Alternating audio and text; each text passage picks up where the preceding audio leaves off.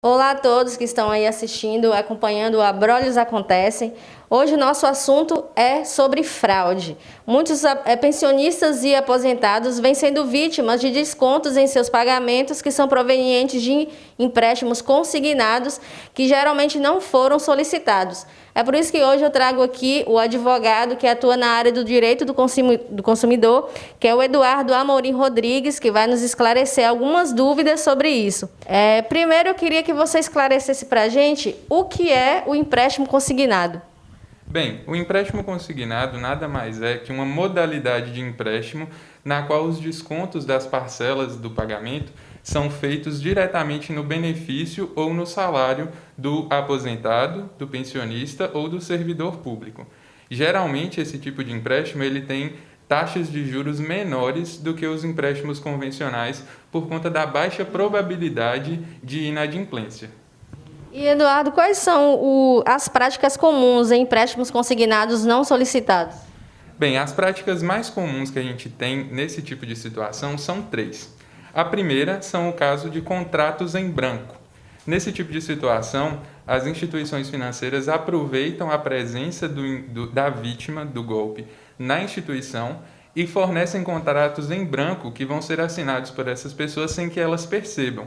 E, posteriormente, são preenchidos esses contratos para fazer a contratação sem autorização da pessoa.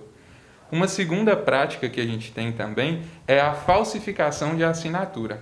Nesse caso, as empresas, as instituições financeiras, elas têm acesso a bancos de dados dos idosos, dos aposentados, e com base nesses documentos desses bancos de dados, elas falsificam as assinaturas fazendo a contratação indevida. E uma terceira forma, que tem se tornado muito comum, principalmente agora com essa dinamicidade dos meios de comunicação, dos aplicativos de mensagem, dos aplicativos de banco, é a fraude por meio de meios digitais. Quando a pessoa recebe links para fazer cadastros e acaba fornecendo suas informações, ou através de aplicativos suspeitos que fazem esse tipo de transação sem que a pessoa perceba. E Eduardo, geralmente os aposentados e pensionistas são os alvos mais fáceis para esse tipo de fraude? Sim, isso se dá porque geralmente são pessoas de baixa ou pouca nenhuma instrução, né? E acabam sendo alvos mais fáceis para esse tipo de golpe. E também pelo fato de já estarem acostumados a fazer empréstimos, quando cai mais um empréstimo ali no benefício, a pessoa acaba não percebendo e passando batido.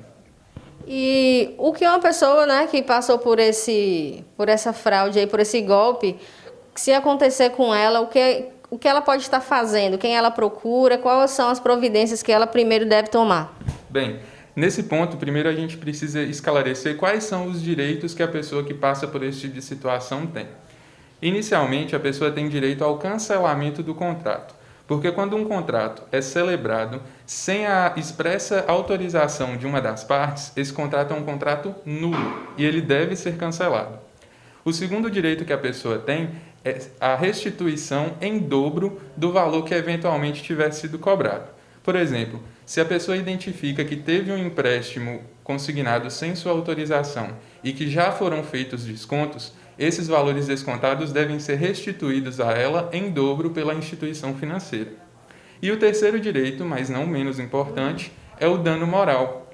Isso porque esses empréstimos atingem verbas de natureza alimentar, ou seja, causa aí um dano moral inerente à pessoa e à sua verba alimentar que estava envolvida ali. Então, nesse tipo de situação, a prática que a gente tem demonstra que as condenações em dano moral vão de 5 mil a 10 mil reais. De posse da informação de que aconteceu um empréstimo consignado indevido, a pessoa deve procurar um advogado de sua confiança.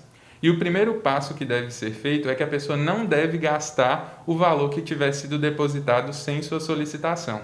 Isso porque, em um caso de eventual processo, esse valor deve ser devolvido e depositado em uma conta judicial. Depois disso, a pessoa precisa tirar um extrato do seu benefício e dos seus empréstimos consignados para que a gente possa ter meios de provar que ela não solicitou aquilo e que recebeu mesmo sem ter solicitado. A prática nos ensina que os bancos e as instituições financeiras raramente fazem acordos para solucionar esse tipo de situação. Então, a melhor saída que a gente tem é a propositura de uma ação judicial visando o cancelamento do contrato, a restituição dos valores e o dano moral.